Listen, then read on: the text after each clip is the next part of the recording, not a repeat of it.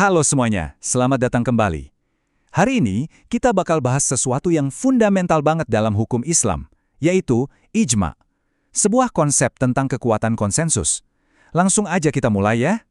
Coba deh kita renungkan sejenak, gimana caranya sebuah sistem hukum yang usianya udah 1400 tahun bisa tetap relevan buat menjawab masalah-masalah di abad ke-21?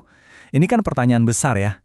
Nah, pertanyaan inilah yang jadi inti dari pembahasan kita kali ini. Jawabannya ternyata ada di dalam beberapa mekanisme internal yang menurut saya jenius banget dalam hukum Islam. Dan salah satu yang paling penting, paling krusial, itu adalah ijma, atau yang kita kenal sebagai konsensus. Yuk kita lihat gimana cara kerjanya. Oke, sebelum kita terjun ke definisi yang lebih teknis, kita mulai dari dasarnya dulu. Secara bahasa, kata ijma itu artinya simpel banget, kesepakatan. Cuma itu. Kedengarannya sederhana kan? Tapi jangan salah, di balik kata yang simpel ini, implikasi hukumnya luar biasa dalam. Tapi ya tentu saja, dalam konteks hukum, kesepakatan itu nggak bisa sembarangan. Ada aturan mainnya. Ada definisi yang super spesifik dan ketat banget soal apa sih yang bisa kita sebut sebagai ijma yang sah secara hukum. Nah, ini dia nih definisi teknisnya. Coba dibaca deh.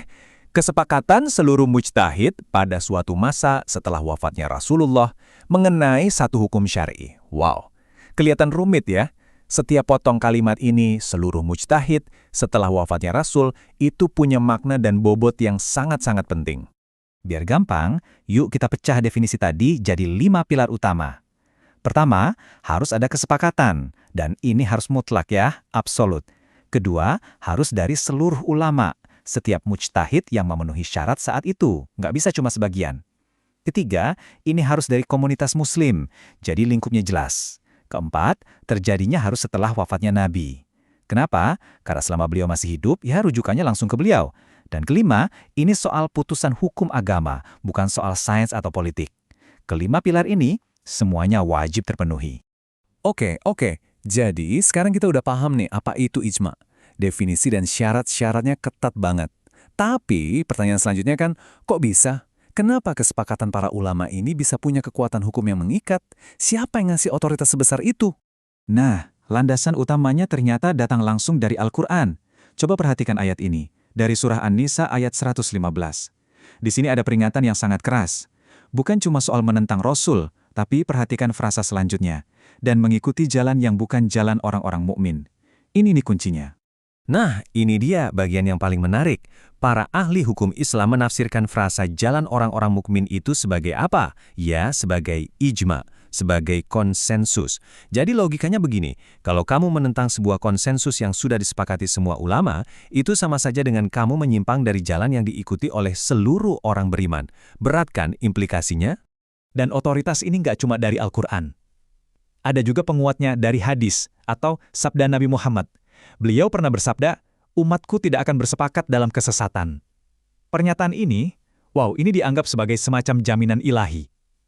Artinya kalau seluruh ulama umat ini sudah satu suara, keputusan itu, diyakini dilindungi dari kesalahan. Dengan kekuatan yang sebegitu besarnya, ya kita bisa bayangin dong, aturannya pasti super ketat. Ini bukan sekedar, siapa yang setuju angkat tangan, bukan voting mayoritas biasa. Ada strukturnya, ada aturan mainnya, yuk kita lihat lebih dalam. Sekali lagi, ini proses yang sama sekali nggak gampang. Kesepakatannya harus bulat, universal.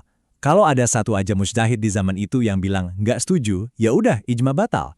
Dan yang paling penting, konsensus itu bukan hasil ngarang-ngarang atau opini pribadi. Dasarnya harus bisa dilacak kembali ke sumber utama, Al-Quran atau Sunnah. Menariknya lagi, ijma ini ada tingkatannya. Ada 2 jenis utama. Yang pertama namanya ijma sarih atau ijma yang eksplisit. Ini standar emasnya, semua ulama secara aktif lewat tulisan atau ucapan bilang, ya saya setuju. Nah yang kedua ada ijma sukuti atau ijma diam. Ini terjadi kalau misalnya beberapa ulama ngasih pendapat terus ulama lain yang tahu soal itu diam aja, nggak ada yang protes.